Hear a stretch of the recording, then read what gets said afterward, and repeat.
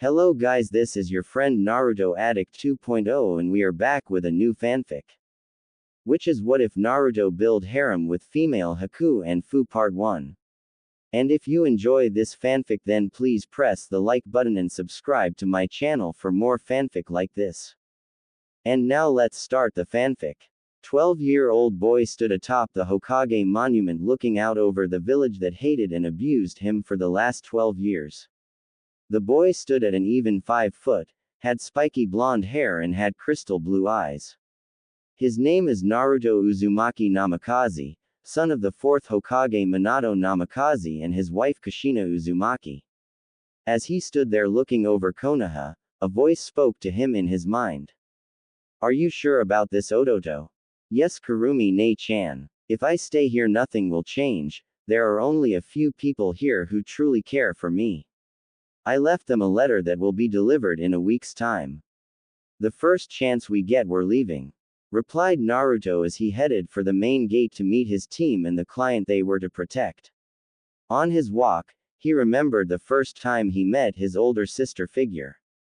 Flashback. A 5-year-old Naruto was running through the village on the night of his birthday.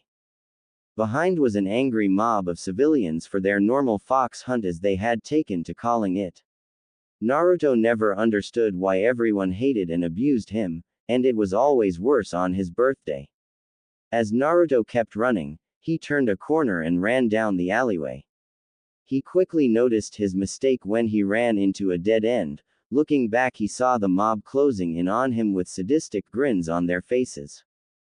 Naruto pleaded for them not to hurt him, but that only fell on deaf ears as the civilians began beating him. They used broken bottles, knives, and even wooden clubs with nails hammered in the end of them. Naruto felt each strike on his body, each cut that was left and each bone they broke. Unable to bear the pain anymore, Naruto slipped into unconsciousness. Mindscape. Naruto woke and found himself in a sewer-like place with water on the floor and pipes running along the wall. Come this way, little one, came a voice from down the hall. Naruto decided to listen to it and try to figure out where he was. He came to a large room with a large gate in the middle with a piece of paper with the kanji for seal on it. He walked toward the gate and saw 2 crimson eyes looking at him. A woman stepped out of the darkness and looked to be just around 6 feet tall. She had a rather well-developed body and had on a light red kimono. She had bright reddish-orange hair that reached about mid-back. What really caught Naruto's eyes was the 9 tails flowing behind her and the 2 fox ears she had on her head. Who are you and where are we? Asked a confused blonde. My name is Kurumi and we are in your mindscape, replied Kurumi. This is my mind. I didn't think my mind would look like this. Is there any way I can change it? Naruto asked as he looked around. It is your mind, kid. You can do anything you want in here. Naruto closed his eyes. For a few moments nothing happened. Then the walls and cage was gone along with the water on the floor and the ceiling. All of a sudden Naruto and Kurumi were standing in a wide open grassy field surrounded by a forest. Through the middle of the clearing was a small river that flowed into a pond. There was a 2-story house that appeared next to the tree line and looked like a traditional Japanese house. The seal that was on the gate was turned into a necklace and appeared around Kurumi's neck. Naruto opened his eyes and looked around and seemed satisfied with his work. There we go, a beautiful place to live for a beautiful girl. Naruto replied, causing Kurumi to blush slightly. Come now, you need to rest a little bit and then I will explain everything as I'm sure you have plenty of questions. Kurumi said as she led Naruto into the house. As Naruto fell asleep, Kurumi started forcing a little of her chakra through the seal to take control of the young boy's body. Real world. A red glow started to cover Naruto's body as Kurumi took control. His nails grew longer as his teeth grew sharper. His eyes turned a dark crimson as slits appeared in them. You dare hurt this innocent child, now you'll see who the true demon is, you bastards. Growled Kurumi as she leapt into the crowd of civilians and began tearing them apart. She slashed the throat of one and then snapped the neck of another. All that was heard was bones breaking and blood leaking out of their bodies. As the demonic chakra receded back into Naruto's body, he fell to the ground still unconscious. A few minutes later, Hiruzen appeared with a group of Anbu and took Naruto to the hospital and cleaned up the mess of bodies. After Naruto awoke and explained to the Hokage that he didn't remember anything that happened, the Kage left two Anbu to watch over Naruto's room. Naruto fell back asleep and was woken by Kurumi. She explained who she was, which at first shocked Naruto, but after she explained what happened, he didn't have any bad feeling toward the demon fox. He was amazed to find out that he was the son of two famous Konoha ninja, including the Hokage that he looked up to as his idol. What really made Naruto mad was the fact that no one wanted to tell him the truth and always turned away from the subject when he asked. After he learned of where his clan originally came from, it was then he decided to leave the Hidden Leaf Village the first chance he got and restart his clan in his home country. With help of Kurumi, he learned he had a Kekkei Genkei that was called the Crystal Release that he got from his mother's side of the family. He also had an affinity for the wind, fire, and earth release. The fire and earth was how he had the crystal release. Kurumi was also able to help him sneak into the Uzumaki compound and seal up everything that was rightfully his for when he decided to leave. Flashback end. Over the years, Naruto and Kurumi had become close, to the point to where they saw each other as siblings.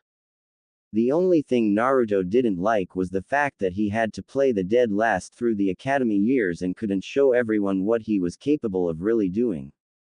He also couldn't wait and get out of the orange outfit he wore to further convince people. After Kurumi explained that deception was a ninja's best weapon, he calmed down and listened to his older sister. Naruto made it to the main gate where his two teammates and client was waiting on him. The only one that was missing was his sensei. After a few minutes of waiting, Kakashi showed up and they decided to move out and head toward Wave Country. The group had just finished fighting two Kiri missing ninja known as the Demon Brothers. Team 7 learned that they were sent to kill Tazuna and that there may be other ninja on the road ahead. Kakashi tied the Demon Brothers up and sent word back to the Hokage about what was happening. Meanwhile, Naruto was having his own conversation with his sister. "So what do you think, Nei-chan?" Naruto asked. "You can try and convince them to go with you. We will need some strong ninja once we get to Uzu and these two could help," replied Kurumi. Naruto nodded in response and excused himself to the bathroom.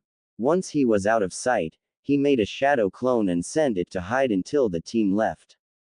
Once Team 7 and Tazuna was out of sight, the shadow clone appeared in front of the tied-up Demon Brothers. "What do you want, kid?" asked Gozu. "Release us so we can kill you and then finish our job," Maizu said, getting a nod from his brother. "I am only a shadow clone and I'm not releasing you just yet. I want to offer you a place to call home. You won't have to run anymore. You can either come with me or wait here until the Konoha ninja come and take you back to the Hidden Leaf, and who knows what will happen there," Naruto said. "Why should we trust you?" asked Gozu. "I'm not saying you should, but I give you my word and I never go back on my word. As far as I know, I am the last of the Uzumaki clan. I am returning to Uzushiogakure to restart my clan and I will need ninja to help get the village running again. Like I said, I am offering you a place to call home and a way for you to stop running," Naruto explained. The demon brother talked quietly amongst themselves for a few minutes before looking back at Naruto. "We accept, but you must do something for us," said Maizu. "I will try, that's all I can do." "Very well. There are two more missing nin that your team will meet up ahead. It is Zabuza Momochi and his adopted daughter Haku. They have been running a lot longer than we have. We want you to ask them to come with you as well." Naruto agreed before cutting the brothers free. "Is there anywhere you two can hide out until I am ready to leave?" Naruto asked. Maizu took out a small map and handed it to Naruto. "We will be here once you are ready to leave," Gozu said before he and his brother disappeared. The clone then dispelled itself. Naruto received the clone's memories just as his team arrived at Tazuna's house. After laying his sensei down in a spare room that Tazuna's daughter Tsunami offered to him, he went out into the forest to train. Well, your trip got a little more interesting, Odoto. Kurumi said with a smile laugh. Gee, I think Ne-chan. How am I supposed to convince the demon of the hidden mist to come to Uzu with me? Naruto replied as he made clones to work on his father's jutsu as he sat down to meditate. We will cross that bridge once we get to that point, Kit. Kurumi replied before laying down to get some sleep. Naruto and his team was sitting around the kitchen table having dinner with Tazuna and his daughter and grandson. It was a quiet evening until Inari spoke up. Why do you even bother? Gato will just kill you all the first chance he gets. Heroes don't exist anymore. Inari screamed. Heroes exist everywhere. They may not be alive or they may not be around right now, but heroes do exist. I have a hero that I have always looked up to. He died the day I was born protecting the Hidden Leaf Village. I never knew that my hero was in fact my father, who died the day I was born along with my mother. You knew them, didn't you, Kakashi-sensei? Naruto asked as he looked in Kakashi's direction. Why, you know? Kakashi asked with his visible eye wide. I've known for quite a while. I even know that you were my father's favorite student. Replied Naruto as he started to get up. How? Was all Kakashi could ask. That doesn't matter right now.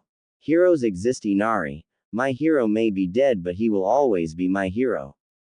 Naruto replied as he walked out the door, leaving a very confused Team 7. Naruto made his way out to a clearing a little ways off from Tazuna's house. He decided to train a little more while he tried to figure out a way to find Zabuza and Haku. You sure it was a good idea telling the Cyclops that you know who your father is? Asked Kurumi. Don't know, but he won't bother me about it until we are back in Konoha, and I don't plan on going back there right now. Naruto replied. Naruto woke the next morning to find himself lying on the ground. Guess I trained a little too much last night. Thought Naruto. Indeed you did, but we have company right now. It smells like that hunter nin that was with Zabuza yesterday. Kurumi said through the mental link. Naruto sat up against the tree he was under and waited for the hunter nin to step out. A few minutes later, a girl that looked to be just a couple years older than himself. She had long black hair and dark brown eyes and wore a light blue kimono. Naruto couldn't help but think that this girl was really beautiful. She stopped walking once she saw Naruto staring at her. Hello, is everything alright? Haku asked. Naruto finally snapped out of his thoughts. Sorry, I didn't mean to stare.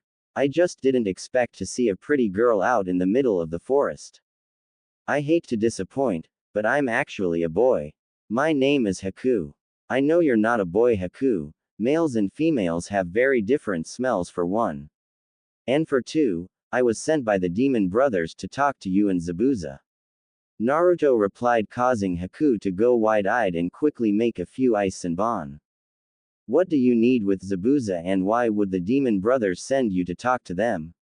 How do I know you ain't lying? Haku asked. Naruto unsealed the map he was given by Maizu and Gozu and handed it to Haku. They gave me that to find them once I get ready to leave. I offered them a place to live so that wouldn't have to run anymore. They asked me to offer you and Zabuza the same. I just want to talk to Zabuza. If he refuses, then I will simply leave and be on my way. Fine, but if I see any sign that you try to harm Zabuza, I will kill you.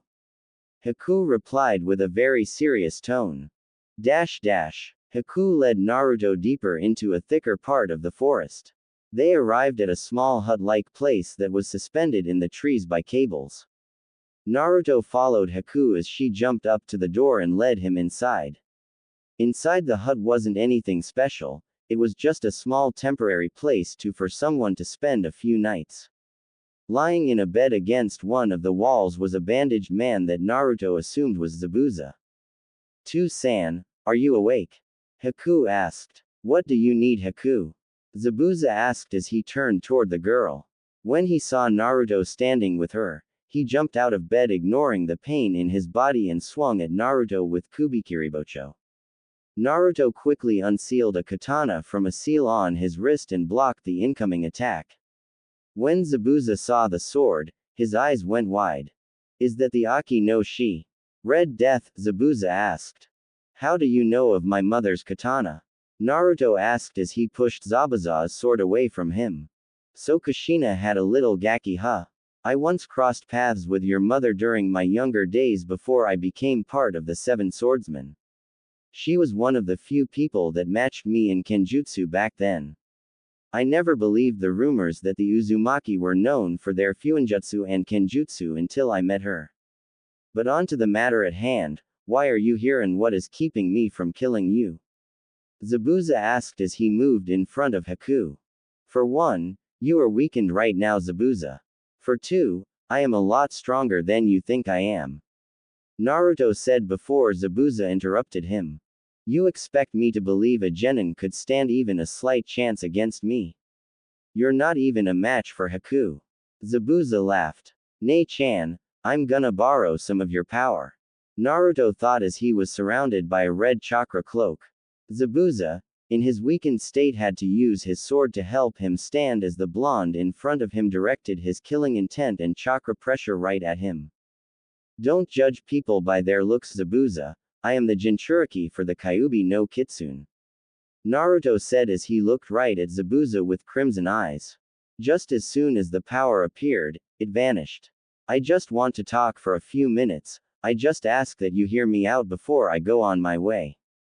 Zabuza knew he couldn't fight off a Jinchuriki in the state he was in now. He also wasn't going to have his daughter fight him either, so he decided the least he could do was listen. Very well, say what you want.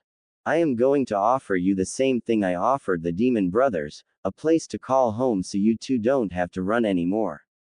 Maizu and Gozu accepted and asked me to offer you the same before we left. Where would our new home be? Haku asked. She always hoped that she and Zabuza would be able to stay in one place and quit running at some point in time. Hopefully this would be that time if Zabuza would accept. In the village of Uzushiogakure in the land of whirlpools. It was destroyed during the Second Shinobi War, but I am going to rebuild and restart my clan there. Naruto replied. How are you going to do anything with only you, the Demon Brothers, and as if we decide to go with you? And what about Konoha? Why are you leaving there in the first place? Zabuza asked out of curiosity. The villagers never liked me, they hated me and they abused me every chance they got. I only had a few people who really cared for me back at the village and I left them letters saying what I was doing. And I know that there may only be us 5 for now, but we will offer people a home just like I offered you all, ninja and civilian alike. So I ask again, would you like to come with me? Zabuza and Haku talked between themselves quietly for a few minutes before looking back at the blonde. I have wanted to stop running for a while now to keep Haku safe, we accept your offer, Gaki. Zabuza said, getting a smile from Haku and Naruto. Are you able to travel like this? Naruto asked. As long as we rest every so often I will be fine. Zabuza said as he stood and placed Kubikiribocho on his back. There a room I can change in? I really want to get out of this orange tracksuit. Haku pointed to a nearby room as Naruto went in and closed the door. See? Easier than you thought, Kit. Yeah, now we just need to get to Uzu and rebuild it before bringing people in to live there. Naruto said as he began changing. When Naruto came out of the room, he was wearing a pair of black ninja pants with a print of orange shuriken on each knee.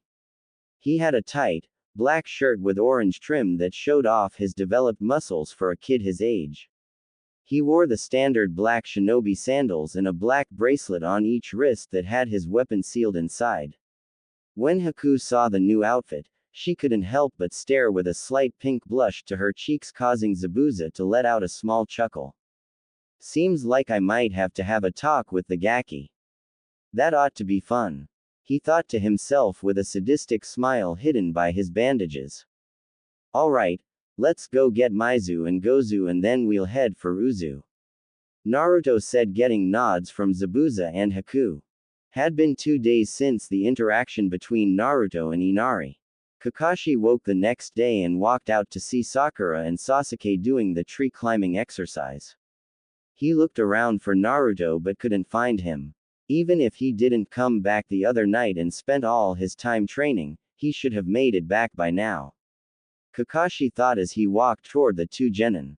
Have either of you seen Naruto? Sasuke stopped running about halfway of the tree he was on and looked at his sensei. I haven't seen him since he left 2 nights ago, sensei. Should we go look for him?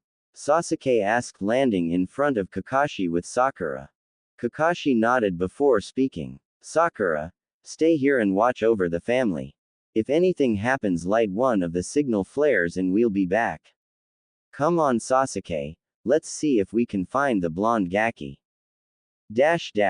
Sasuke and Kakashi searched for about 30 minutes before coming to a small clearing that looked like it had been used for training or a fight.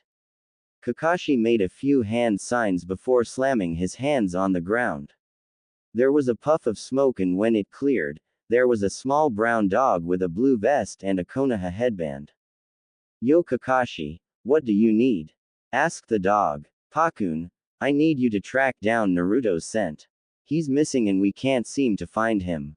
Kakashi replied, getting a nod from Pakun, who began to sniff around. Pakun walked around for a few minutes before looking back to the 2 ninja. Come on, he went this way. There's another scent with his, but I don't know who they are. Pakun said as he leapt off into the trees. Sasuke and Kakashi followed the ninja hound for about 3 miles until they came upon a small hut being suspended in the trees by a few cables. They slowly their way into the hideout, watching for traps or enemy ninja.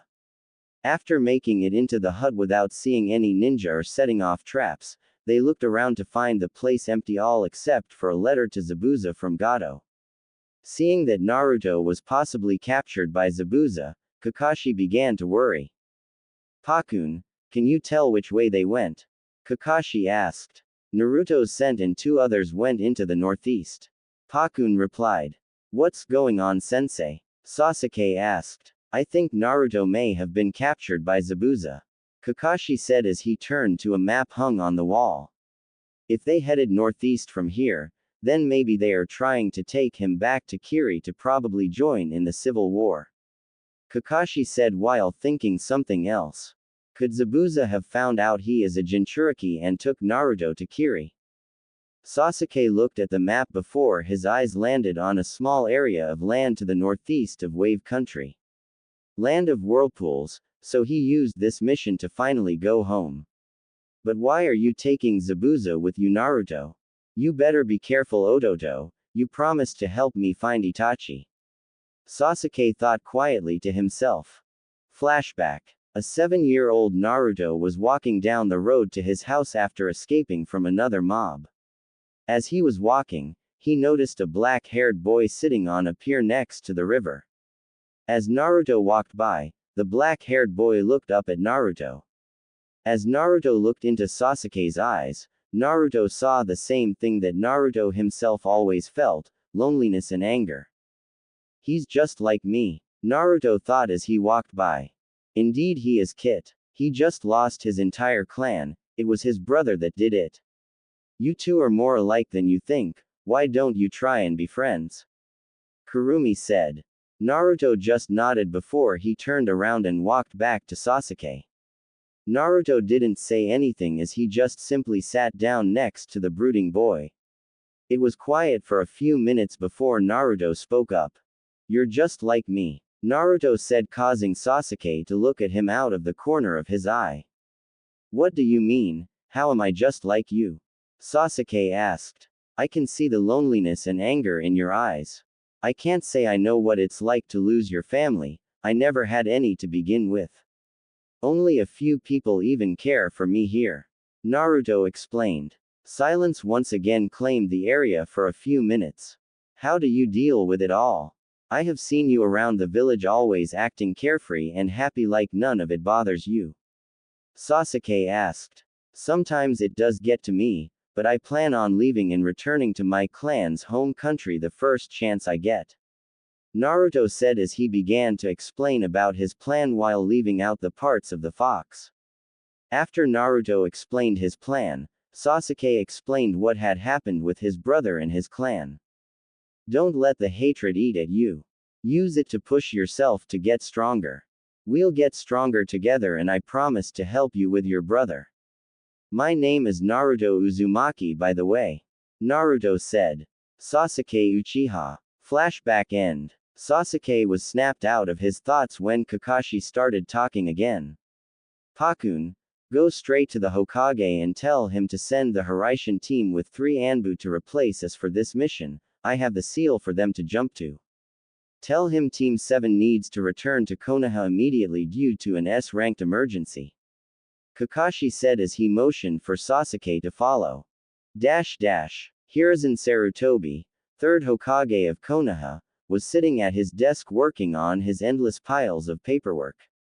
All of a sudden, there was a poof of smoke and his papers were blue everywhere when a dog landed on his desk.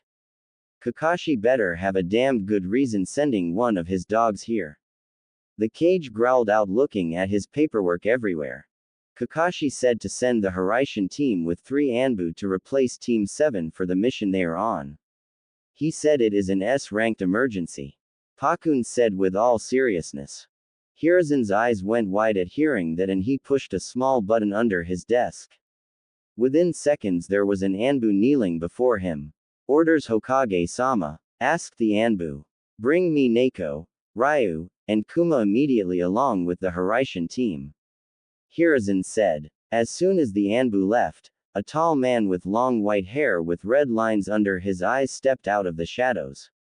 He had a horned headband with the kanji for oil on it. He wore a green short shirt kimono with matching pants with mesh armor underneath it.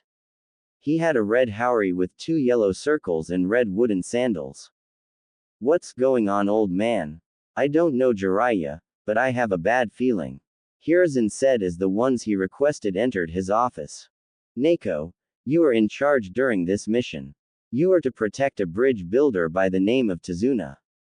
He may be targeted by missing nin hired by Gato. The Harishan team will take you there and return with Team 7, Kakashi has the seal with him.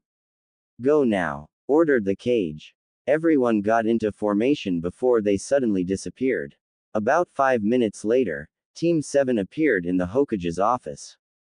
Sakura looked like she had no idea what was going on. Sasuke was trying to hide a small knowing smirk and managed to do so from everyone but Jiraiya, and Kakashi was fidgeting badly under the aged cage's gaze. What is this S-ranked emergency? Asked Hiruzen. Hokage-sama, I believe that Naruto was either captured or killed during the mission. Kakashi said. What? Shouted the Toad Sage and the god of shinobi. Explain now, Hatake, demanded the cage. The client's grandson had said something about heroes not existing which caused Naruto to say that they do.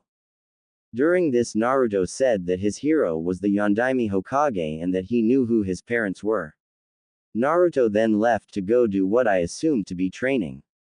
He was gone for 2 days and didn't return. Sasuke and I then used Pakun to track his scent. We came to a hideout that seemed to be Zabuza's. Pakun said he could smell Naruto's scent along with 2 others headed northeast. That was when I sent him here to inform you. Kakashi explained while starting to sweat under the cage's glare. What happened next no one was expecting as Kakashi suddenly found himself implanted in one of the walls courtesy of one pissed-off Toad Sage. Before anyone could act, Jiraiya appeared in front of Kakashi and grabbed him by his vest and brought him to eye level. Why the hell didn't you check on your genin sooner, Kakashi? Jiraiya yelled in anger. I just assumed he was out training, I didn't think this would happen. Kakashi replied, nearly pissing himself from the killer intent of Jiraiya. Instead of replying, Jiraiya just dropped Kakashi and turned to Hiruzen. I'm going to look for my godson. Sakura and Sasuke's eyes widened at hearing that. Sakura's out of surprise and Sasuke's out of surprise and anger. Jiraiya started walking toward the window when he was stopped by Sasuke. Did you just say that you were Naruto's godfather? Yeah. Why does it concern you? Jiraiya asked, turning back to the Uchiha. Sasuke closed his eyes for a brief second. When he reopened them, his Sharingan spun to life. Sasuke rushed forward in a burst of speed, surprising everyone. Sasuke launched his fist forward and connected with Jiraiya's gut, causing him to double over in pain. You are his godfather and you were never around when he needed you. He never had any family at all in this village and only a few that actually care for him, including myself. We became friends shortly after my clan was massacred. We started hanging out more and more until we considered each other brothers. We kept each other from going insane after all the stuff that happened here in this village. He was always abused by this village for some unknown reason, and because of that he could have used you being around just a little bit. If he is your godson, then why the hell were you never around? Shouted the enraged Uchiha. Everyone was silent for the first few minutes. No one thought that the Uchiha cared for the blonde due to the act the two put up of always fighting with each other. Jiraiya was the first to speak. I was told by Hokage-sama that he was taking care of Naruto and that everything was okay. During that time I was running my spy network, gathering information for the village. I didn't know things had turned out that bad. Jiraiya explained while looking down. Sasuke then turned to the village leader. Naruto's mother, was she named Kushina Uzumaki? Who told you that? Asked the Kage, wide-eyed. You just confirmed it for me. Somehow Naruto did find out who his parents are, but he never told me. My mom told me she was best friends with a woman named Kushina Uzumaki after she moved here from her village. Before the clan was killed, she always said that I should spend time with Naruto and get to know him better. At the time I didn't know why, but now I understand. Naruto was the child of her best friend and my mom wanted me and Naruto to become friends like her and Kushina-san. Sasuke explained, getting surprised looks from everyone else. What else do you know, Sasuke? Kakashi asked. Since I know that Kushina-san is Naruto's mother, my guess about his father seems pretty accurate now. Naruto is the son of the Yondaime Hokage, Minato Namikaze. My mom was one of the few people who knew of the marriage between Kushina and Minato, and I learned about it through her.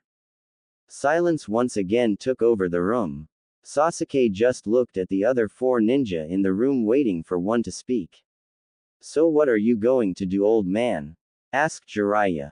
Go and look for Naruto, Jiraiya. Until you find some evidence that he is still alive, we have to assume the worst. I will address the village as a whole about all this. I don't believe Naruto to be dead, but we need evidence to be sure. The Kage said, rubbing his head. You know that the village will react badly knowing how they treated Minato's son. Jiraiya said as he leapt out the window as Hiruzen dismissed everyone. It was late evening in Konoha. The village had just learned that Naruto was the Yondaime's son and a lot were shocked. Some were even afraid that Minato was going to return from the grave in vengeance for his son. Later that evening, a few puffs of smoke could be seen pooping up in different places around the village. At a local ramen stand, 4 people could be seen sitting and talking about the scrolls they received. So he finally decided to go through with his plan. Said Tyuki Ichiraku, owner of the Ichiraku ramen stand. Yeah, I guess he did. Sure is going to be quiet around here without the blonde goofball. Said a purple-haired woman known as Yugao Azuki. Do you think he'll ever be back around? Maybe drop by and say hi or something? Asked Ayame Ichiraku. He'll definitely be back around. He knows we care about him and he'll be back to let us know how he's doing. Besides, do you honestly think he can stay away from your guy's ramen? Enko Mitarashi asked with a laugh, causing the others to laugh as well. A group of 5 ninja were hopping their way through the trees headed toward Uzu when one of the ninjas started sneezing violently. After a few minutes of sneezing, he continued hopping through the trees. Man, someone must be talking about me pretty badly right now. Naruto said to himself. Could be the ones you left the scrolls for Odoto. Kurumi said. Yeah, you're probably right. Should have been about time for the scrolls to appear. Naruto thought as he kept jumping. Behind him, the other four ninja were talking amongst. Hey Gaki, can we ask you a couple things? Zabuza asked. Go for it. How good are you with your mother's blade? Questioned Zabuza. Not too great, I definitely need more work with it. I had a sensei back in Konoha who was a master of kenjutsu and she trained me in the basics, but that's all we got around to. I was actually hoping you could teach me sometime. Naruto asked. I don't mind, but just so you know, my training is hell on earth, kid. Zabuza said. Do you know what nature affinity you have? Asked Maizu. I have a strong wind affinity that I got from my father. I also have the Shotenkeke Genkai from my mother, which gives me lightning and earth as well. Naruto said, creating a crystal in his hand, surprising the four ninja. Well, you told us who your mother is, can we know who your father was? Asked Gozu with curiousness in his voice. Well, my father was one of the strongest people of Konoha. He took out a large portion of the Iwa army during the Third Shinobi War and a flee on sight order against him. Naruto said, causing Zabuza's eyes to widen. Oh, you have got to be kidding me. Kushina would end up marrying him, wouldn't she?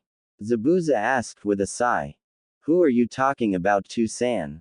Do you know who Naruto's father is? Haku asked. His father is none other than the Yellow Flash of Konoha, the Yondaime Hokage Minato Namikaze. I can't believe you are the son of two of the most powerful ninja in history. Well, who knows, maybe having their kid around will bring some fun our way. Zabuza said, chuckling.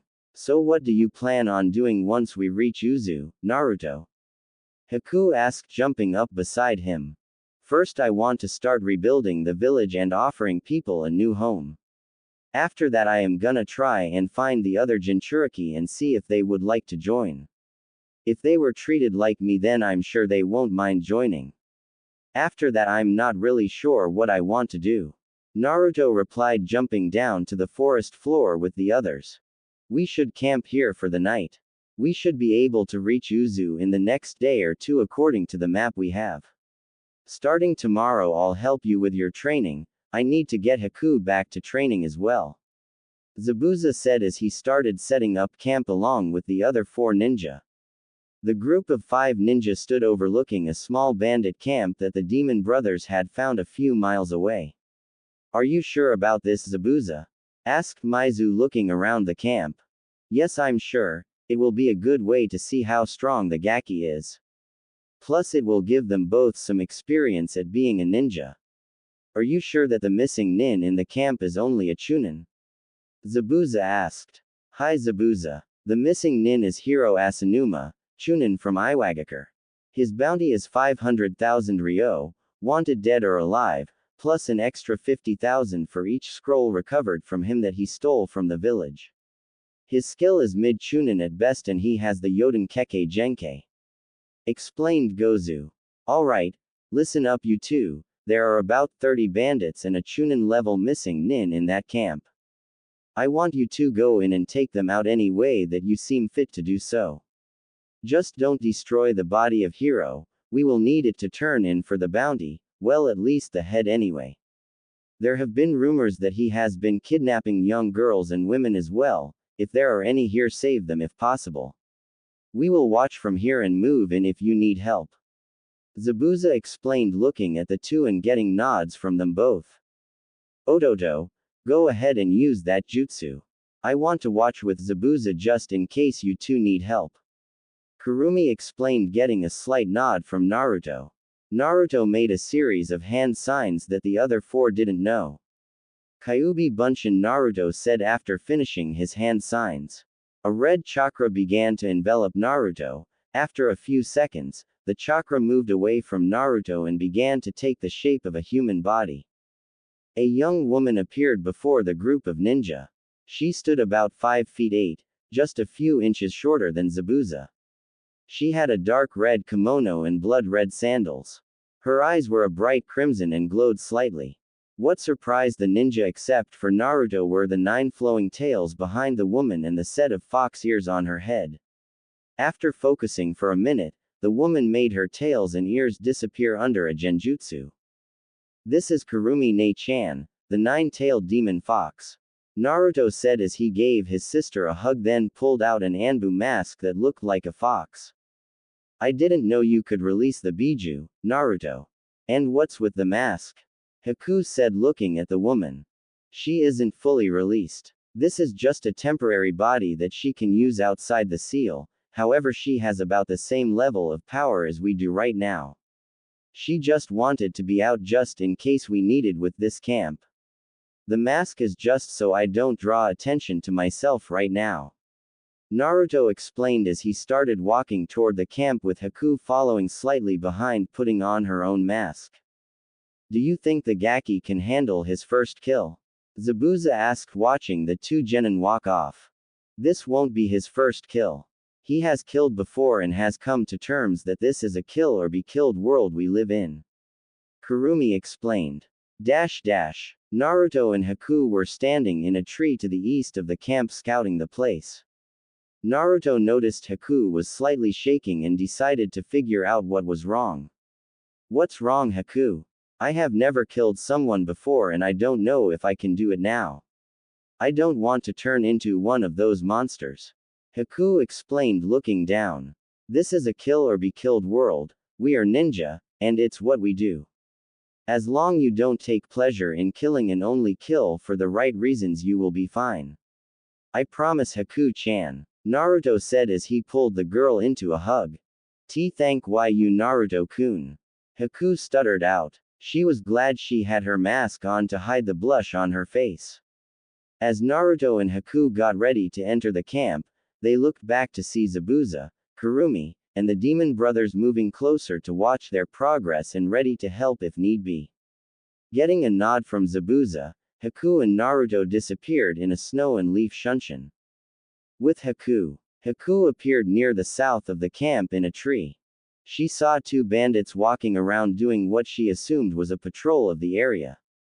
She watched them for a few moments until they made their way behind one of the tents out of view from the others. She made a small ball of ice and threw it toward the two bandits. It landed behind them without a sound and grew into an ice mirror. She then dropped another one right below her, making another ice mirror. She then jumped down and moved through the mirror below her and shot out of the other with Senbon at the ready. She stuck the Senbon into the back of the two bandits' necks and they fell to the ground dead. Haku had to fight down the urge to throw up when she saw the blood from the bandits on her hands. After a few seconds of calming herself, she continued on toward the tent at the middle of camp. As she snuck through the camp, she came to a larger tent. Peeking through the flap, she saw 5 bandits sitting at different tables in the tent. She made a few hand signs before placing her hand on the ground, Hyoten, chaining ice spears. Where she touched the ground, a small patch of ice appeared and flowed toward the nearest bandit. When the ice touched him, it quickly froze him from the inside out. A spear of ice then shot out from his body, connecting with the next bandit and continuing until each bandit was dead. She stepped back out of the tent and continued on her way, silently killing each bandit she came across. With Naruto. When Naruto reappeared, he was standing near the northern part of the campsite. He unsealed 2 kunai from a seal on his wrist and made his way silently and quickly toward the camp. The first bandit he came to was asleep against a tree near the outside edge of camp. Naruto quickly slit his throat, making sure no one was alerted before moving on. Naruto continued on and found a group of 3 bandits standing guard outside a tent.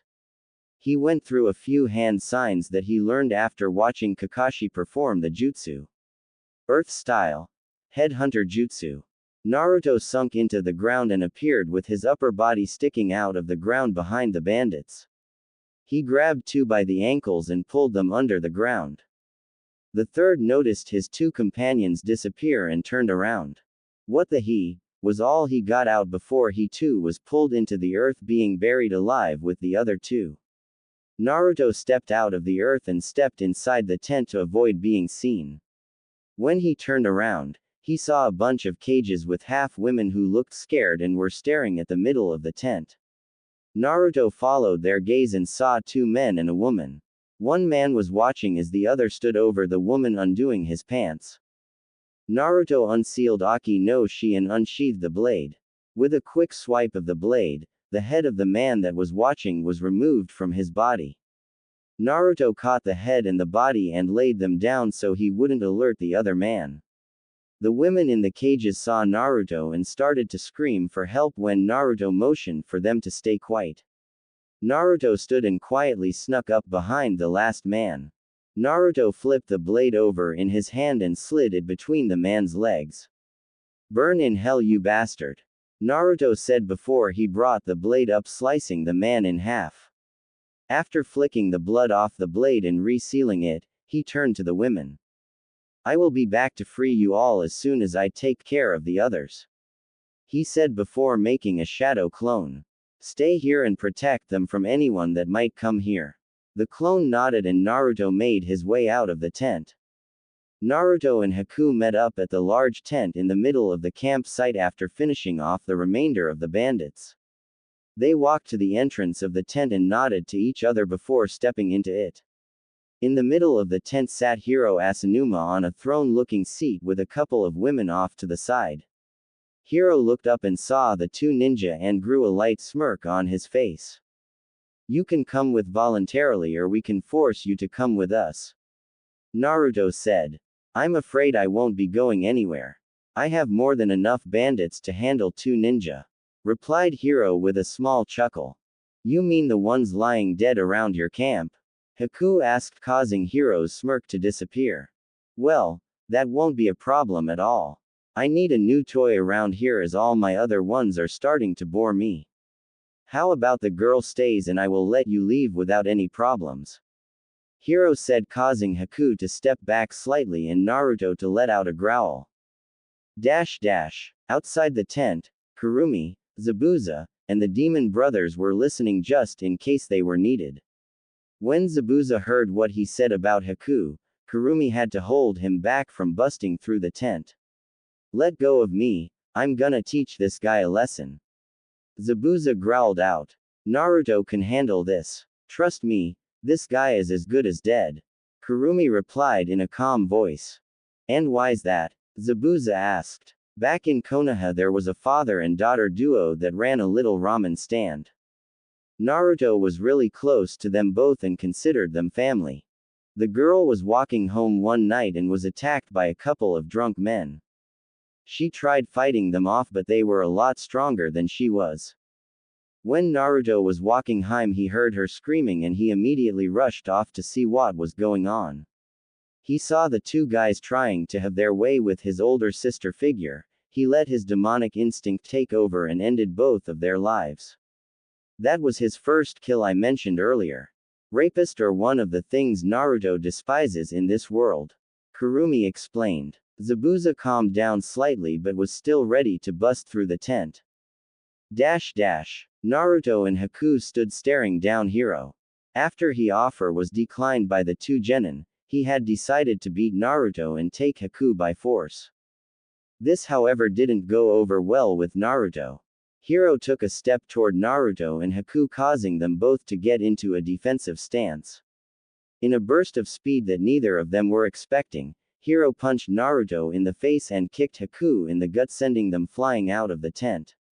Zabuza, Kurumi, and the demon brothers backed up to where they wouldn't be seen but close enough to keep an eye on the fight. Hiro rushed the two again but had to jump back to avoid the Senbon made of ice and crystal. Hyoten and Shoten, haven't seen those bloodlines around in a while. This will be fun. Haku rushed forward with a kunai as Naruto made a set of hand signs. Hiro met Haku halfway and their kunai clashed as the two ninja tried to gain the upper hand. Hiro was bigger and stronger than Haku and soon overpowered Haku as he punched her in the side of the face, knocking her away. As Haku was sent flying, he threw a few Senbon and managed to land a few of them in his left arm. Naruto had finished his hand signs just as Haku was knocked away. Lightning style. Wolf Fang Bullet. Naruto shouted as launched a ball of lightning from his hand that took shape of a wolf's head. The attack flew straight toward Hiro, who tried to dodge but just hit in the leg by the attack, leaving some nasty burns on his leg. Naruto quickly made 3 seal-less shadow clones who surrounded Hiro along with the original Naruto. You really think a few clones are going to do anything? Hiro asked, breathing hard from the pain of the burns. Maybe if these were regular clones, but these are shadow clones. A lot more fun to use than regular clones. Naruto said as one of the clones rushed Hiro. As the clone got close enough, he ducked under a punch and kicked Hiro in the side while shouting, "Nah!" Hiro was sent flying toward another clone who jumped in the air and delivered a spinning kick to Hiro's head. Ru! Hiro was then sent flying toward the final clone who delivered a strong kick to Hiro's chin, sending him straight into the air, too. The real Naruto jumped in the air above Hiro and delivered a powerful axe kick to the top of Hiro's head, sending him rocketing straight into the ground. Uzumaki Barrage. Naruto landed back on the ground next to Haku, looking over the downed body of Hiro, who slowly started to rise. Naruto looked to Haku and nodded as Haku began going through a set of hand signs. Hyoten. 1,000 needles of death. Haku stomped one foot on the ground as ice shot out from beneath her foot, freezing Hiro in place. The water in the air began to freeze as ice needles started appearing in the air. Haku brought her hand down and the ice needles flew straight for Hiro, impacting all over his body as he fell to the ground dead. The other 4 ninja appeared just as Naruto finished sealing the body into a scroll and tossing it to Zabuza, who handed it to Maizu. "Take that and claim the bounty, then head to Uzu, we'll meet you there," Zabuza said before turning to the 2 genin. "Good work, you two, very well done. Let's go ahead and head on to Uzu." "Not yet, Zabuza-sensei. Hiro had some women caged up in that tent there and I promised them I would save them. We need to get them back to their hometown," Naruto said, getting nods from the remaining 3 ninja. After the ninja got the girls back home, Kurumi returned to the seal and they all headed towards Uzu. The group of 5 ninja stood in front of a large double-door gate that easily rivaled that of Konoha's main gates. They were surprised that the gates were still standing, considering that the village was said to have been destroyed in the last ninja war. As they looked over the gate, they noticed 2 symbols on the gate, one on each door. The first everyone recognized as the Uzumaki clan swirl, the other was a snowflake symbol that caused Haku's eyes to widen. Naruto stepped forward and tried to find some way of opening the large gate. He noticed that there were 2 smaller doors at the bottom of the gate, which had the same symbols on them, that seemed to be about 20 feet high and about 30 feet wide. He tried shoving on them and pushing his chakra through them, but nothing happened. "Try some blood, Naruto. The Uzumaki were known for their fuinjutsu, so maybe it has a blood seal on it," Zabuza said, getting a nod from Naruto. Naruto took a kunai and made a small cut along his palm and placed it on the door. The blood flowed into the swirl symbol as he glowed for a few seconds before returning to normal. Once again Naruto tried to open the doors, but nothing happened. "Well, at least we know it has to do with a blood seal. There just has to be something else to it," Gozu said, looking over the gate. Haku, who had quietly been looking over the snowflake symbol and watching the others, stepped forward. She made a kunai out of ice and sliced her palm open as well, getting confused looks from the other 4. She stepped forward and placed her hand on the door with the second symbol as blood was sucked into the symbol and started glowing. This caused everyone's eyes to widen and even more so when the doors swung open, leaving them speechless. "How did you do that, Haku?" Maizu asked, being the first to get over what just happened. "I'm not sure, but that snowflake is the clan symbol for my clan," Haku replied. "That don't make any sense. Why would your clan symbol be on Uzushio's gates? Wasn't the Yuki clan from Kiri?" Naruto asked. "That's what my Ka-san had always told me, but there must be some connection between the Yuki and the Uzumaki. We won't find any answers out here," Haku said as the other nodded and walked inside the gates. As the group walked through the village, they were amazed at how clean the place was. There was no signs that people had died here or that the village was ever attacked other than the buildings that were destroyed. As they walked, they noticed one small section of the village seemed to be in a livable condition. In the shadows of the buildings, people were moving back and forth watching the group of five.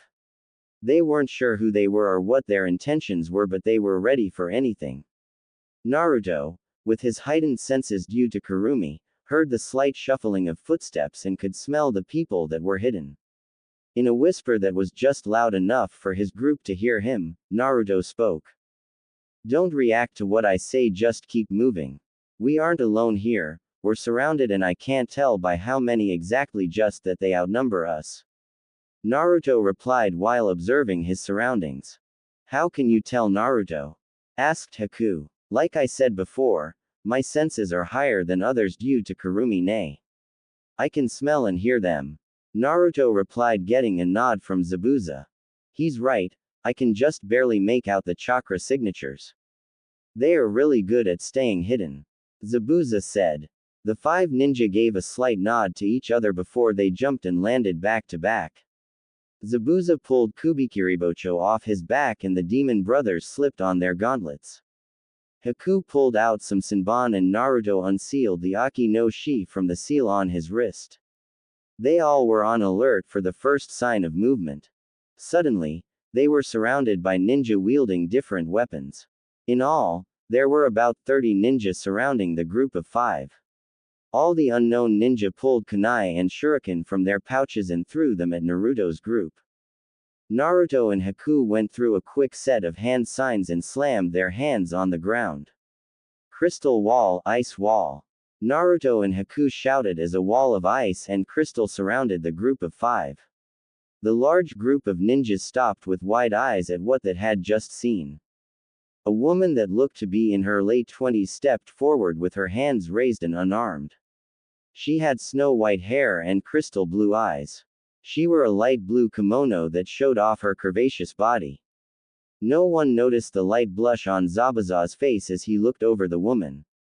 My name is Rei Yuki, current leader of the Yuki clan. May I ask your names? The now known Rei said, shocking the five ninja. Naruto stepped forward with his mother's blade still drawn. I am Naruto Uzumaki, only known remaining Uzumaki. This is Zabuza Momochi, the demon brothers Gozu and Maizu, and Haku Yuki. Naruto replied, pointing to each member of his group. Haku, Naruto, could it really be? Rei thought to herself. May I ask who your mothers were? Haku, Naruto. My mother's name was Akino. What does th? That was all Haku got out before she was tackled into a hug faster than anyone could see. I thought you were dead, Haku. I searched everywhere for years for some sign of you, but I couldn't find anything. Rei said as tears came to her eyes. What do you mean? Asked a very confused Haku. Akino was my older sister. I am your aunt. I have family still alive. Haku asked, getting a nod from Rei before Haku hugged the older woman this time. After a few minutes, Rei turned to Naruto waiting for his answer. My mother's name was Kushina Uzumaki. As Naruto said this, even more people came out of hiding and began bowing to Naruto. Naruto just stood there not knowing exactly what to do. What's going on? Welcome home, Prince Naruto. Rei said, shocking the five ninja, especially Naruto. Your mother, Princess Kushina, was next in line to run the land of whirlpools. But before that could happen, Uzu came under attack and almost everyone was forced to leave. Since she was your mother, that rightfully makes you the next to take over. How do you know his mother and what connection does the Yuki clan have with the Uzumaki? Zabuza asked. The Yuki clan settled down here while the leadership of this village was under Ashina Uzumaki. Ashina was friends with the clan head of the Yuki at the time and Ashina offered the Yuki a place to stay. We weren't large in numbers yet, but you could say this is where the clan started. During the time Uzushio came under attack, members of the Yuki and Uzumaki were sent away from the battle. Kushina ended up in Konoha and Akino went to Kiri, while I traveled around. Kushina, Akino, and I kept in touch as much as possible. When I heard of Kurumi's attack on Konoha and your parents' deaths, I went to see if I could raise you, but they had said you died as well. When the civil war started in Kiri, I tried to find Akino and Haku, but I didn't have any luck there either. Not knowing what else to do, the remaining Yuki members decided to return here. Ray explained. You know about the fox? Maizu asked. Ray nodded in response. A few times when I visited Kushina, she pulled me into her mindscape and I met the fox. Kushina and Kurumi were best friends, which is why I was shocked to learn that Kurumi had attacked Konoha. What happened to Kurumi? Naruto made a set of hand signs as he gathered his chakra. Kyuubi Bunshin. The red aura surrounded Naruto before leaving his body and taking on the form of a human body. Everyone watched as a young woman with fox ears and 9 tails appeared. It's been a long time, Ray. Kurumi said with a smile towards the woman.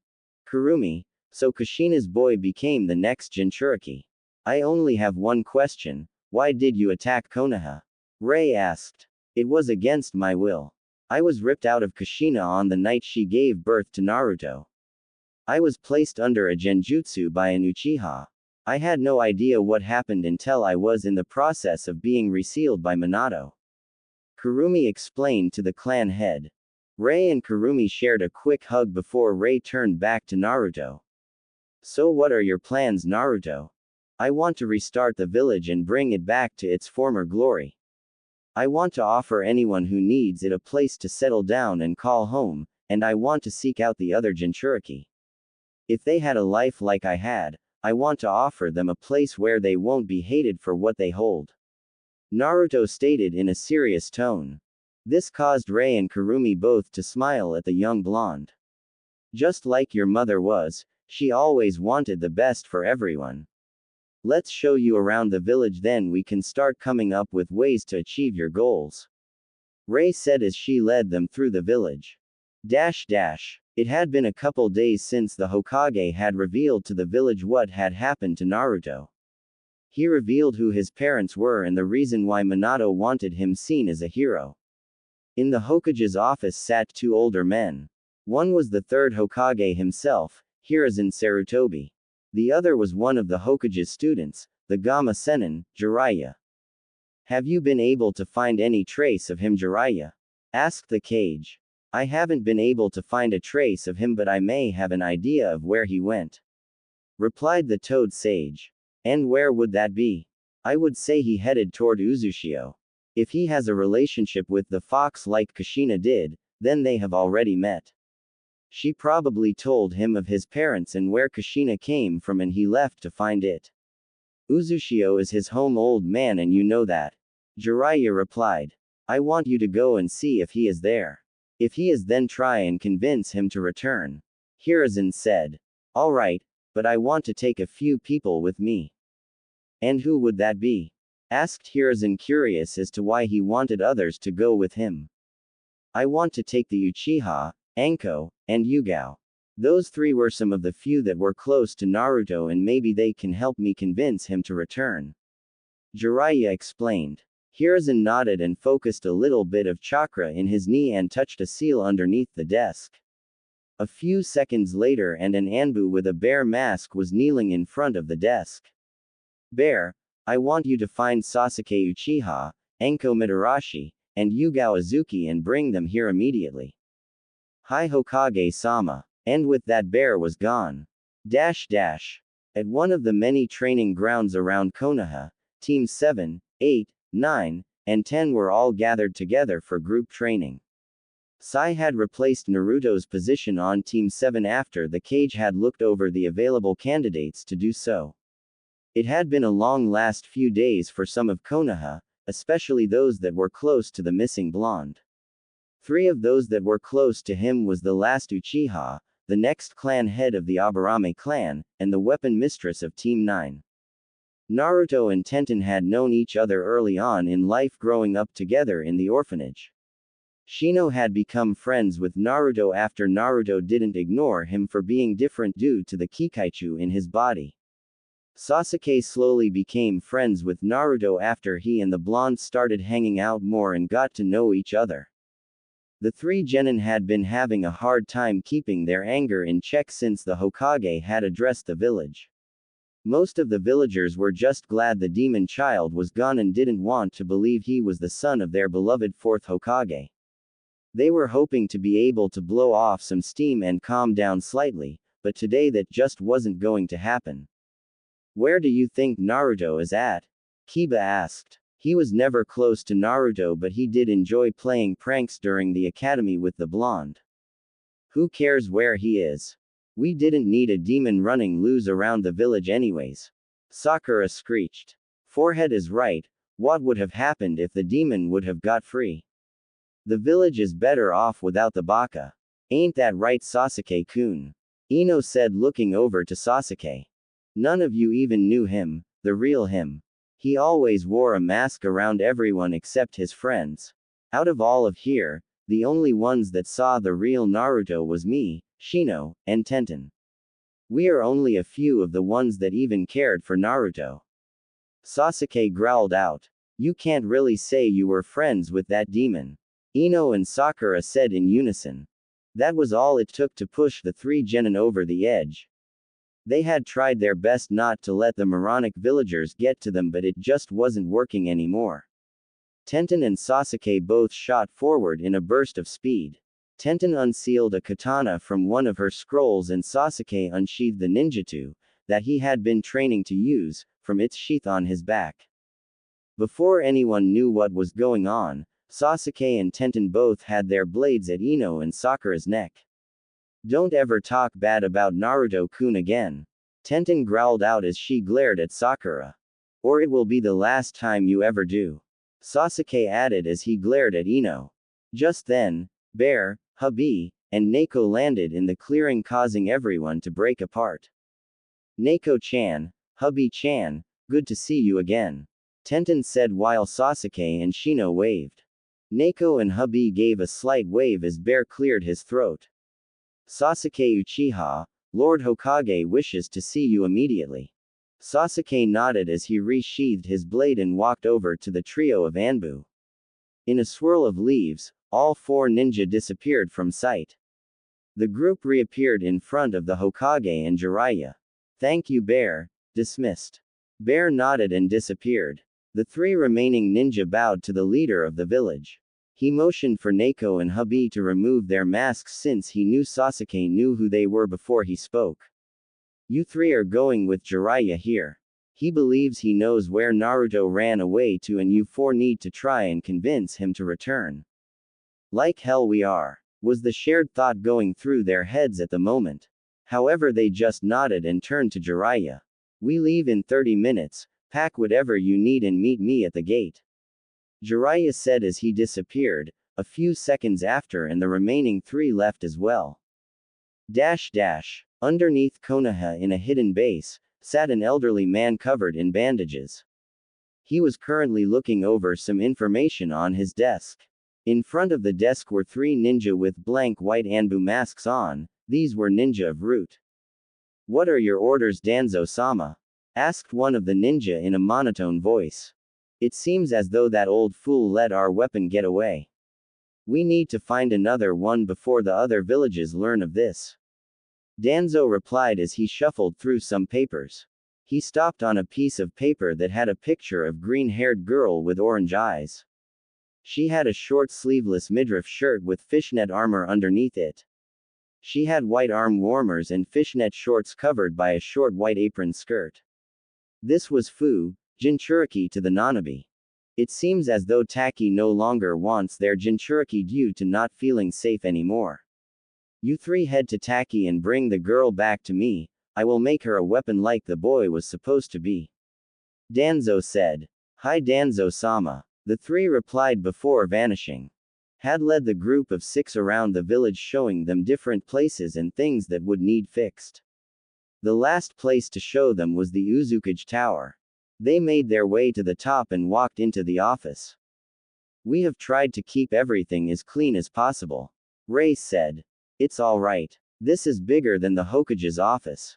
Naruto said as he looked around. So do you plan on taking the seat now? Haku asked. Naruto just shook his head. I'm nowhere near strong to take the cage seat yet. We will need to find someone to take the seat until I can become strong enough to protect the village. Rei walked behind the desk and opened a drawer and pulled out a scroll. She then walked over and gave it to Naruto. This is the dragon summoning contract. The last one to use it was your mother. Work with the dragons to become stronger, Naruto. It's getting late, so we should probably get you 5 settled in for the night. Rei said as she motioned for the group to follow her. Jiraiya, Sasuke, Anko, and Yugao were jumping through the trees as fast as they could. All 4 wanted to reach Uzushio as quickly as possible, although 3 of them had different reasons than the 4th member of their group. The sun was starting to set and Jiraiya landed on the ground in a small clearing surrounded by the forest. We'll rest here for the night. We'll be able to reach Uzushio by early morning. Hopefully the Gaki hasn't left yet if this is where he is really at. Jiraiya said. He began setting up his tent. Jiraiya-sama, may I ask how you know Naruto-kun? I didn't know one of the legendary Sannin knew him personally. Yugao asked. Before Jiraiya could respond, the 3 ninja heard Sasuke snickering as he sat leaned up against a tree watching them. What's so funny? Jiraiya asked, confused. Remember when I learned how you knew Naruto and the way I reacted? Sasuke asked, getting a nod from Jiraiya. When you tell this too, you better take off running. Sasuke said with a laugh. What does he mean, Jiraiya-sama? Anko asked, this time while slowly drawing a kunai. Jiraiya was starting to get nervous as the 2 females started moving toward him.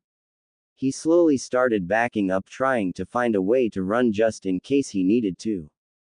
He was supposed to be there to protect and raise Naruto. He's Naruto's godfather. Sasuke said before Jiraiya could get away. The air temperature around the area suddenly dropped as Anko and Yugao both glared at Jiraiya. In one swift motion, Yugao unsealed 2 katanas and threw one to Anko, then the duo proceeded to chase after Jiraiya. I really hate you, kid. Jiraiya shouted over his shoulder. Sasuke just shrugged and went into his tent to rest. Back in Uzu, Naruto and the rest of his group were settling into their beds for the night as well. Deep within Naruto's mind, Kurumi sat meditating, focusing on a dormant link in the back of her mind. As she focused more and more, she felt a tug on her conscience and let it take her. A few seconds later she was sitting in front of a small fire in a large open room. She pulsed her chakra and waited for the others to join her from within their own Jinchuriki. In Suna, the one-tailed tanuki smiled from within his container. So Ne-chan has finally decided to call us all together, huh? Shukaku said to himself before following the pull.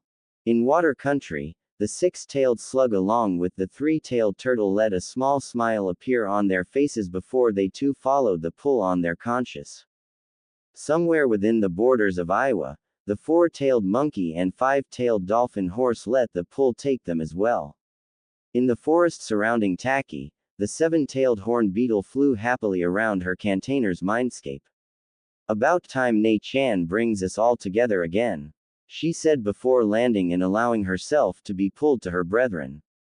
In Land of Lightning, in the hidden village of Kumo, the 2-tailed cat and 8-tailed octopus felt the pull and went along with it. Soon all 9 Biju were setting around the fire for the first time in a long time. It's been a long time since we have been here, Shukaku said, looking around at his brothers and sisters. Why have you brought us all here, Ne-chan? I mean, I'm glad to see you all, but it doesn't seem like this is much of a social visit. Chome asked, causing all eyes to be focused on Kurumi. You're right, Chome. I have brought you all here to ask if you think any of your containers would like a home where they won't be looked down on for holding us. Asked Kurumi. How can you provide us with this place? Asked Isobu with slightly wide eyes. My 3rd container is in Uzumaki and is the Prince of Uzushio. We aren't currently in the village now along with a few others. He wants to rebuild the village and was wanting to start with the other Jinchuriki. Kurumi said. Now I may not be the smartest of us here, but at most shouldn't you only be on your 2nd host now? Shukaku asked. You're right, I should only be on my 2nd host. My second host was Kushina Uzumaki, princess of Uzushio. On the night she was to give birth to her son, I was forcefully ripped from her seal and placed under a genjutsu by an Uchiha. When I finally broke free from the genjutsu, I had impaled both Kushina and her husband, Minato Namikaze. Before they died, they used what strength they had and sealed me inside their son, my current host. Kurumi explained as a few tears fell from her eyes, not noticing as Isobu's eyes widened even more. My host seems happy where he is, I don't think he would want to leave Iwa. Said Son Goku, getting a nod of agreement from Kokuo. Same can be said for us, Nei-chan. Although we do appreciate the offer, we will be staying in Kumo. Matabi said, with Gyuki agreeing. That's fine, I just wanted to ask and let you know you have a place just in case. What about you, Shukaku? Kurumi asked. I'm not really sure, the seal on my host takes all the rage and destruction from me and channels it through my host. I have tried to make contact with him, but he just seems to drive him even crazier. I need someone with experience in seals to look at it and fix it. Shukaku explained. Uzu was known for their fuinjutsu, I'll see if Naruto can find something. What about you, Chome? Kurumi said, looking toward the beetle. I'm sure Fu would like somewhere else to live. Her village has basically already got rid of her. She lives in the forest surrounding the village and hardly ever goes into the village itself. Replied the beetle. Kurumi nodded while she started thinking. Have her head toward the hidden hot water village. I will tell Naruto in the morning and we can head out immediately and meet you there in about 2 days. Kurumi said before turning to the slug and the turtle. My host is happy wandering around the elemental nations. However, I will let him know of the offer and if he wants we will head that way. Replied Saiken. Helping my host might be a bit harder. My host's name is Yagura, the current Mizukage of Kiri. Isobu said, causing all the others' eyes to widen. Like you were Nei-chan, Yagura and I are under a genjutsu and no matter what I try to do, I can't break it. If you could come and help us, I am sure he would be more than happy to join with Uzushio. Explained the turtle. Very well, I will let Naruto know in the morning and after we get Fu, I'm sure he will want to come and help you out as well. You all stay safe. Kurumi said as everyone said their goodbyes before they all left the room. Naruto slowly woke the next morning as he sat up and stretched. As he looked outside and saw the sun in the sky, he noticed it must have been around 9. Nei-chan almost always has me get up by 7, wonder if something is wrong.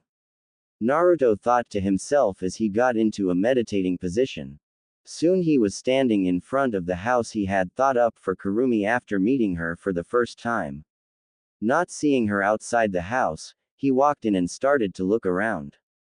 After making his way upstairs, he found her asleep in her bedroom. He walked over and sat next to her and gently shook her awake. She rolled over and looked at him with sleepy eyes. Morning, Odoto, why are you up so early? She asked with a yawn. It's about 9 o'clock, Nei-chan. Normally you have already woken me up by now, everything okay? Naruto asked with a little bit of worry. Kurumi sat up, finally remembering what had took place the night before and why she felt like she was low on energy. I have some news, Naruto, but first we should gather the others and discuss it together. Alright, I'll go find them and make your clone once we're all together. Naruto replied as he faded from his mind. Naruto quickly hopped in the shower of the small house he was staying in and cleaned himself up a bit. He put on his black Anbu pants and a dark red shirt with the Uzumaki swirl on the back. He put the bracelets that had his weapons sealed in them back on his wrist and strapped on his black sandals. Making sure he had everything he needed, he rushed out the door, nearly running into Rei. My apologizes, Naruto-sama, Rei said while bowing. It was my fault, I was in a hurry.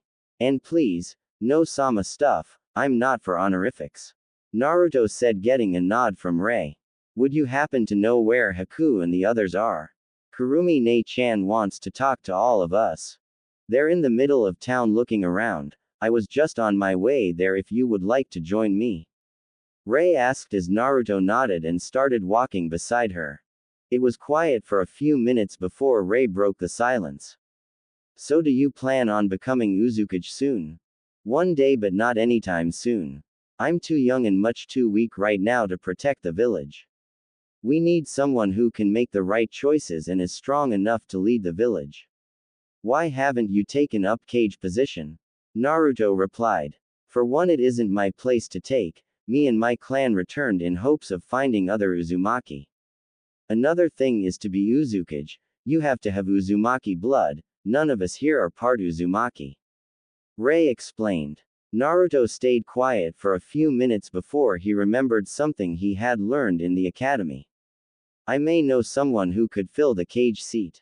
She is a Senju and the granddaughter of Hashirama Senju and Mito Uzumaki, so she has the Uzumaki blood in her.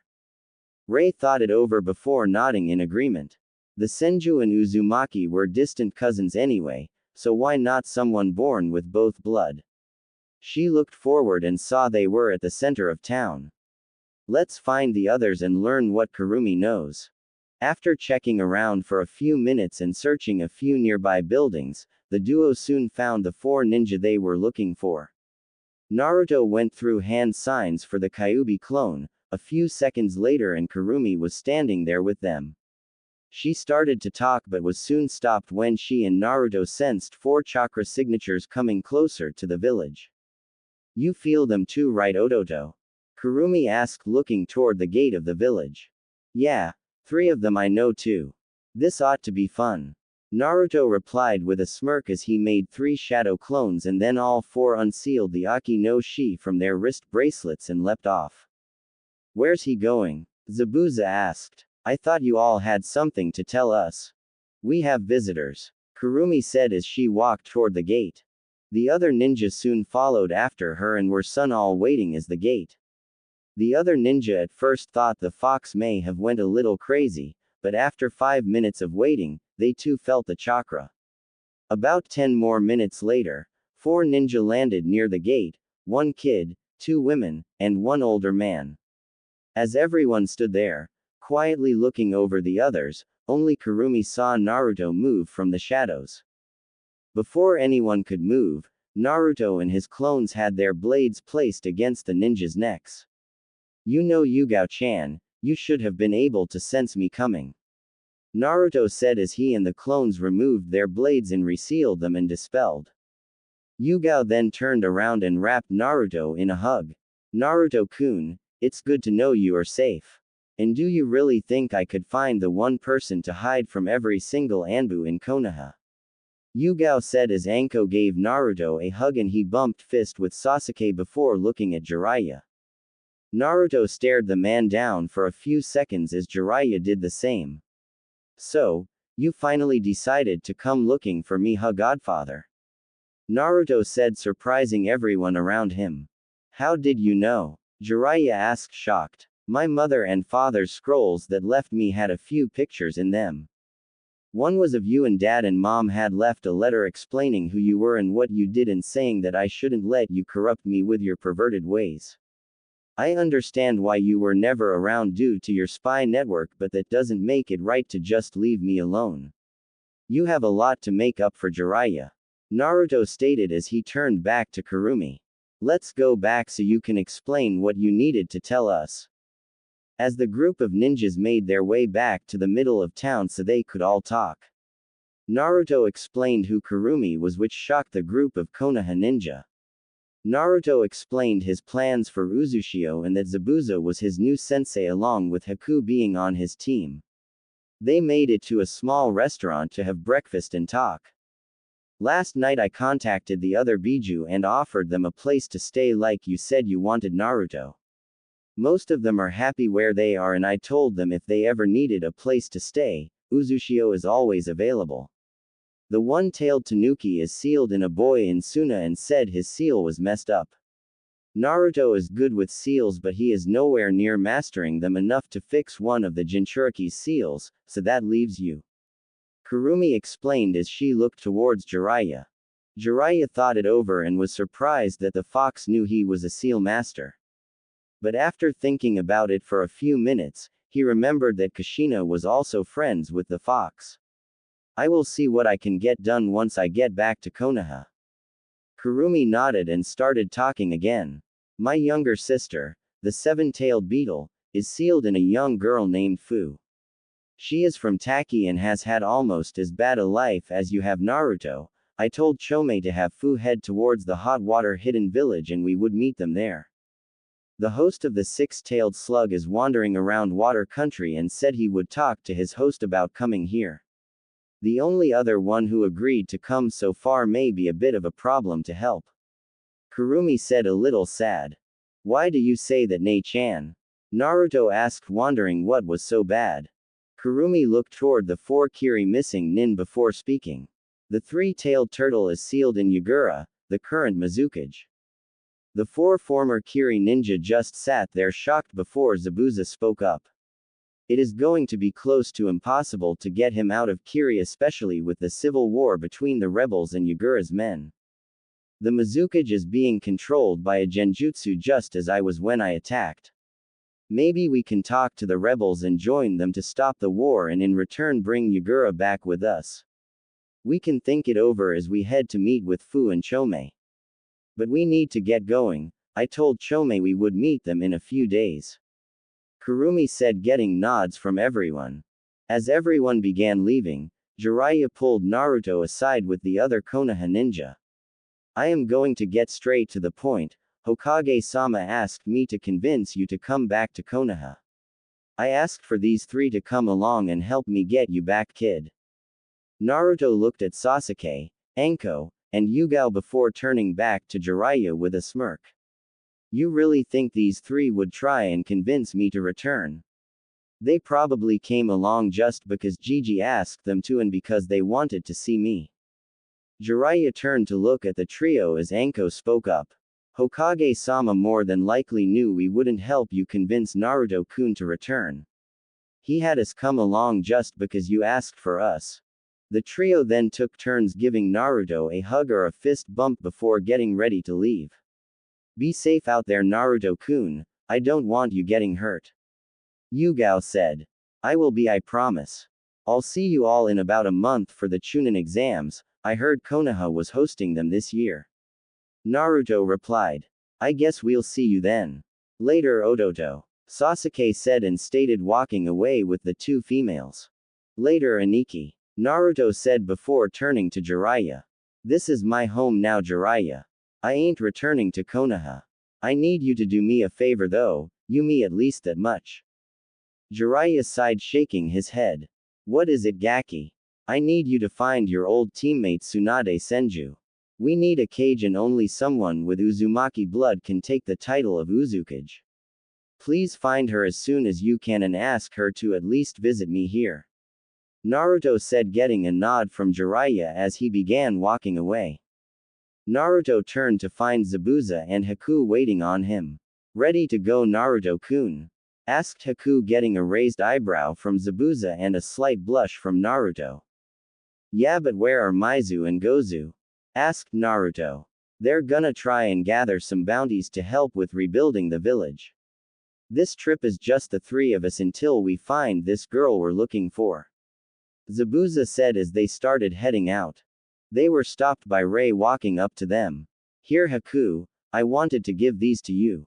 They belonged to your mother before her passing. I brought them back here in hopes of giving them to you one day, and now is the time.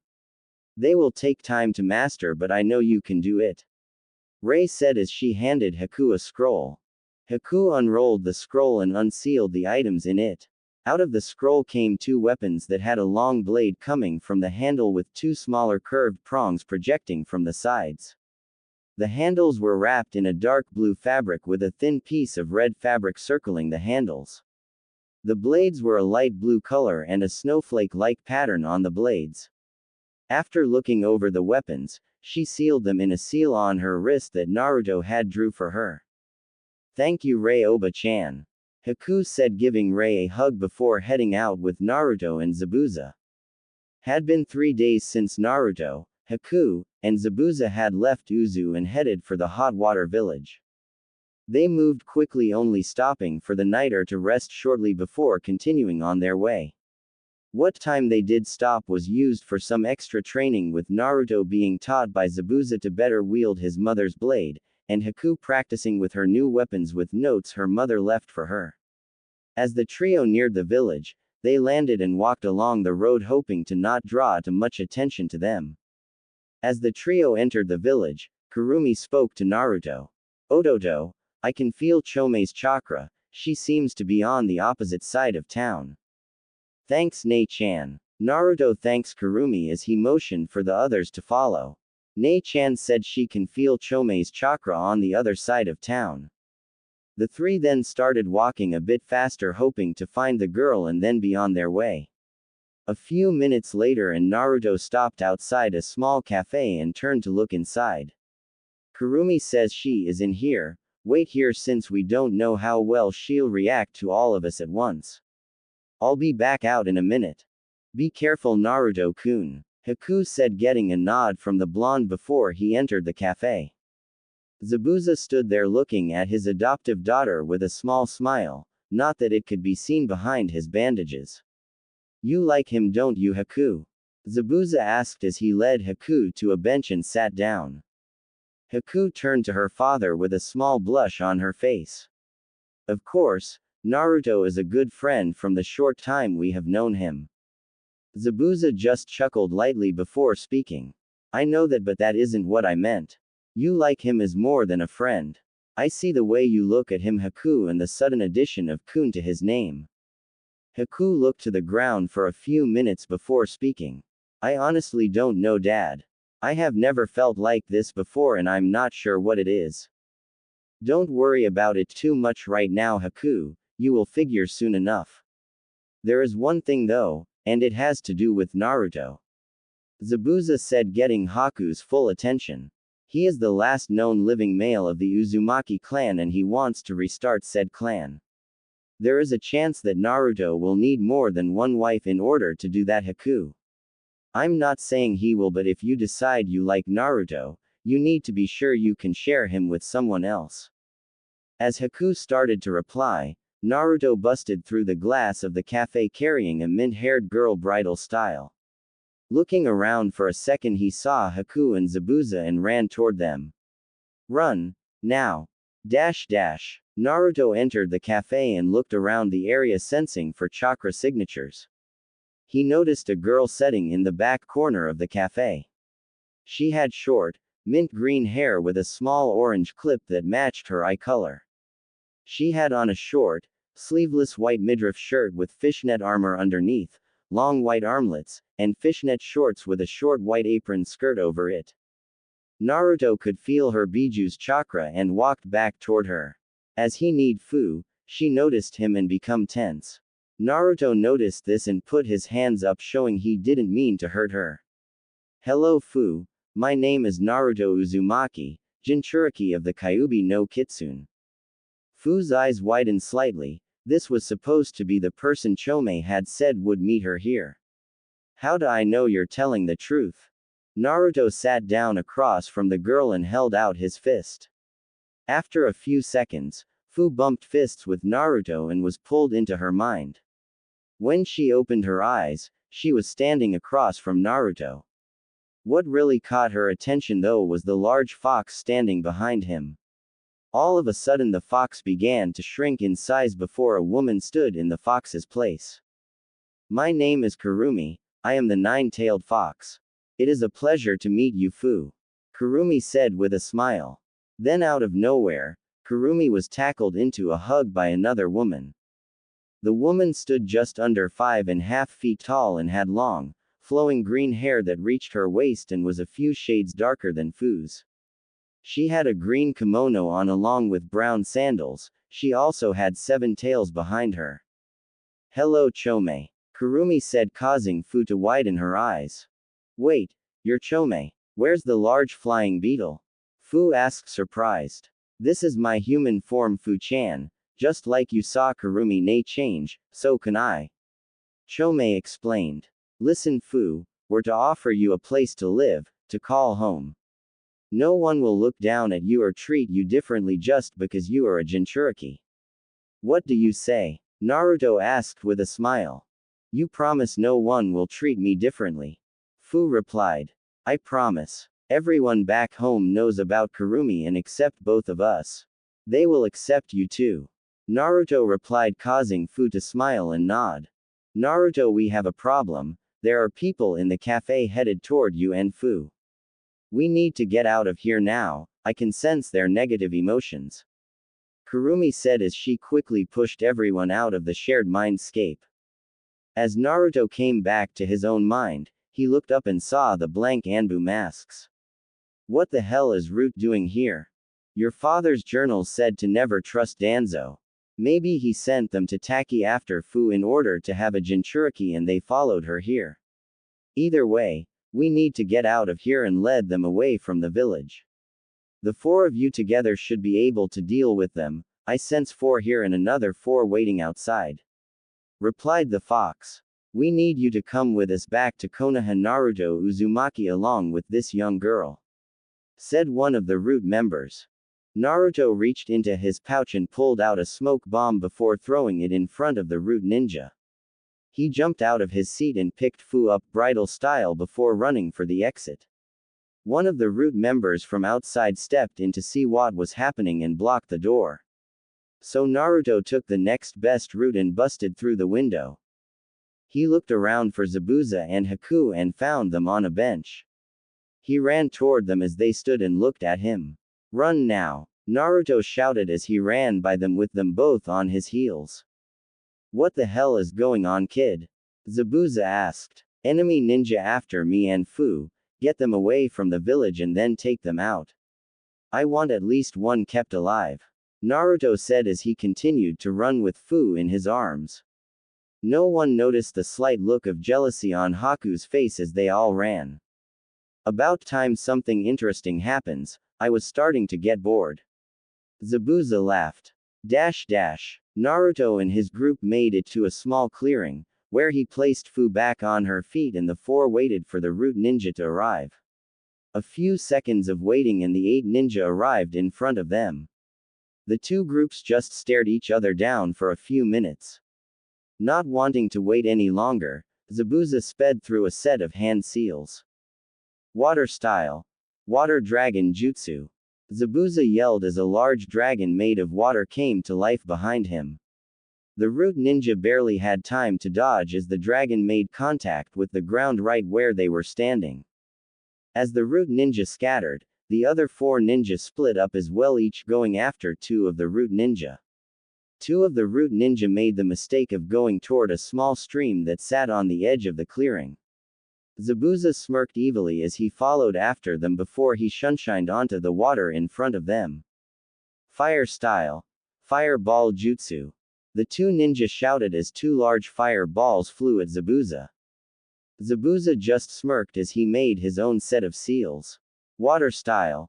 Water wall. A wall of water surrounded Zabuza as the fire and water collided, covering the area in steam. Zabuza created a water clone in the cover of the steam and had it make its way behind the Root ninja. As the steam cleared, the 2 ninja saw Zabuza still standing on the water. They began going through more hand signs before the clone appeared behind them. The clone sliced Kubikiribocho through one before kicking the other onto the water where Zabuza caught him in his water prison. You should have known better than to attack the demon of the hidden mist. Zabuza said with an evil smile as he tightened the water prison, crushing the ninja inside. Haku led the 2 ninja, following her away from the others where she wasted no time in dealing with both opponents, using her demonic mirroring ice crystals to quickly end the both of them. The 2 that were following Fu managed to push her back toward Naruto where the 2 now stood back to back. Just come with us back to Konoha, we do not wish to harm either of you. One of the ninjas said. Yeah right, that mummified bastard Danzo just wants to turn us into mindless drones like you. No thanks, we'll pass. Naruto replied. Then you leave us no choice but to use force. Another said as 2 of the Root ninjas rushed in. Naruto and Fu both made a few hand signs. Shoten. Crystal blades. Two curved blades of crystal formed from Naruto's forearms, think Crow Claw from Deadman Wonderland. Water style. Water blade. A blade of water surrounded Fu's hand and arm up to her elbow. The two root ninja pulled a kunai and continued their rush. The one in front of Naruto went to slash his neck only to be blocked by Naruto's crystal blade. Naruto pushed the ninja back and made a set of hand signs. Shoten. Striking spear. Naruto yelled as he slammed his hand on the ground, causing spears of crystal to skewer the ninja from below. The root ninja rushed Fu, but instead of a kunai he drew a tanto. He was thinking that she wouldn't be that strong, but found out he was wrong when she held him back with her own blade. All of a sudden, Fu quickly pulled a kunai from her pouch and drove into the man's neck.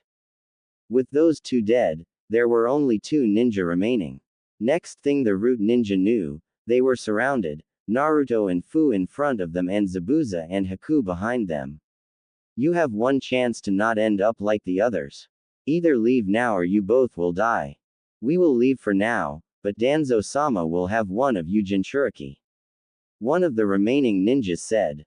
Tell Danzo that the Kyuubi and the Nanabi will never be his. The next time someone from Root comes after us, he dies by my hand. Naruto growled out. The two ninja went to leave until two screams of pain were heard from the root ninja. In one swift motion, Zabuza had used Kubikiribocho to slice off one arm each before they left the area. Naruto looked at Zabuza with a raised eyebrow. Really, sensei? Did you honestly think I was going to let those bastards get away unharmed? They just better be glad you wanted that message delivered, or they wouldn't have walked out of here. Zabuza replied as he turned to the young mint-haired girl. So she is the Jinchuriki for the Nanabi, huh? Yeah. Fu, this is Zabuza Momochi and Haku Yuki. Guys, this is our new teammate Fu. Naruto said with a quick introduction. Let's go find somewhere to eat and discuss what to do next. After finding a place to sit down and eat, Naruto had told Fu what they had planned on doing in order to help Yagura. To say that Fu was shocked was putting it lightly. How are we even going to get near the Mizukage, let alone break him from this genjutsu? Fu asked. I was planning on entering his mind like me and you did when we bumped fist. If we can get close enough to make some kind of contact, we should be able to break the genjutsu from the inside. I'm not really sure about how to get into Kiri though. Naruto said as he started to think about it. I may know someone who can help us with that. She is the leader of the rebellion against Yagura, her name is Mei Terumi. If we can find her rebellion camp, she may be able to get us close enough for you two to break Yagura of this genjutsu. Zabuza spoke up.